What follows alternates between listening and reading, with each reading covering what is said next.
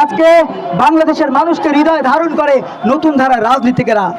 আজকে আমরা জানি বাংলাদেশের মানুষ কতটা বঞ্চিত হয়েছে, কতটা নিপীড়িত হয়েছে, কতটা নির্যাতিত হয়েছে গত 54 বছর ধরে।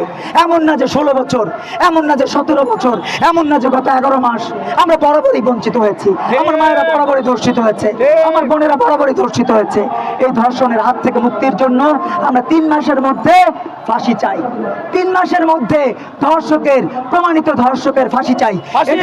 এই দাবিকে আমরা করতে পারি প্রিয় বন্ধুরা আমার, এই দাবি কি করতে পারি? এই দাবি কি আমরা করতে পারি? পারি, কারণ আমরা বাংলাদেশের নাগরিক। আজকে আপনারা বলছেন সংবিধান বিলুপ্ত করবেন। প্রিয় বন্ধুরা আমার, লজ্জায় ঘৃণায় রাতে ঘুমাতে পারি না, চোখ বন্ধ করে রাখি। আমার দলিল যদি না থাকে তাহলে আমার দেশ থাকবে? প্রিয় বন্ধুরা আমার, এই সব নাবালক ব্যাঙাচি, আমি ব্যাঙও বলি না, আমি বলি ব্যাঙাচি, সেই ব্যাঙাচিরা আজকে দল করেছে। প্রিয় বন্ধুরা আমার, এই ব্যাঙাচিরা বলতে চায় আমার সংবিধানকে রাখবে না। প্রিয় বন্ধুরা আমার, আমি শেখ মুজিবকে চিনি না, আমি কাউকে চিনতে চাই না, আমি চিনতে চাই আমার সংবিধান। আমার সংবিধান 22 বার কাটাছেঁড়া করেছে।